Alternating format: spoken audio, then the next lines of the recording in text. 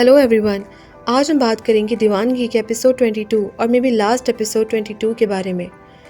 जैसा कि आप जानते हैं कि नरमीन काफ़ी ज़्यादा सेंसिटिव कैरेक्टर है और उसे बिल्कुल बर्दाश्त नहीं होता कि सुल्तान जो कि उसका शौहर है किसी भी और के बारे में सोचे या बात करे, स्पेशली नगीन के बारे में, क्योंकि आजकल तो वो नगीन को ढूंढता और याद करता ही नज़र आता है और नरमीन को इस वजह से टाइम नहीं दे पाता।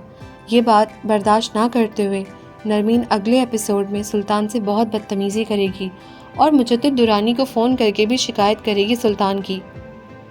अब जैसा कि आप जानते हैं कि सुल्तान गुस्से का काफ़ी तेज़ है। वो जैसे ये सुनेगा कि उसने अपने बाप से शिकायत की है, ना सिर्फ उसे कमरे से धक्के दे के बाहर निकालेगा बल्कि उसको कहेगा कि तुम घर से भी बाहर निकल जाओ और दोबारा अपनी शक्ल मत दिखाना।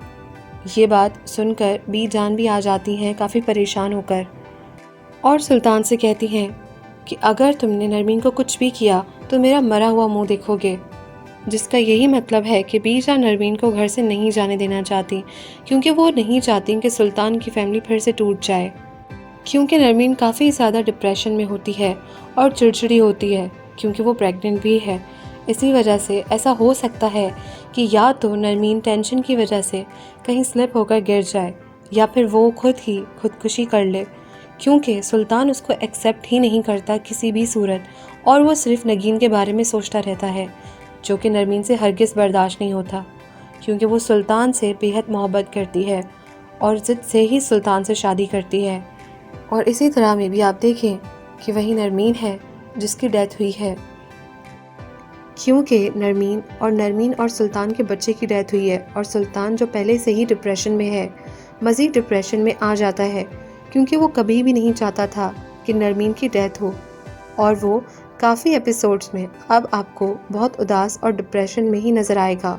ये सब देखकर बी जान बहुत परेशान हो जाती हैं और अगले एपिसोड में आप देखेंगे कि बी जान सुल्तान से कहती हैं कि तुम्हें तभी सुकून मिलेगा जब तुम नगीन से माफ़ी मांगोगे, तो तुम नगीन को ढूंढना शुरू कर दो, शायद वो तुम्हें अब मिल जाए।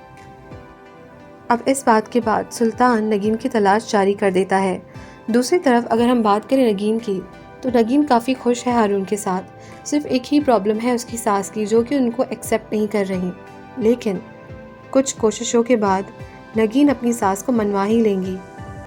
लेकिन एक सबसे बड़ा ट्विस्ट है दीवानगी में, जो कि आपको देखने को मिलने वाला है, और वो ये है कि हारून सबसे पहले तो बच्चे के लिए राज़ी ही नहीं होता।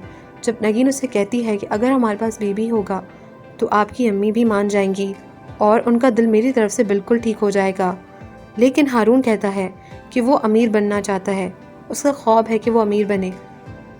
जैसे ही वो फाइनेंशियली स्टेबल होगा तो वो और नगीन के पास बेबी भी आ जाएगा, क्योंकि आप जानते हैं कि हारून नगीन से बहुत प्यार करता है, तो वो नगीन को उसके पास्ट के साथ ही एक्सेप्ट करेगा।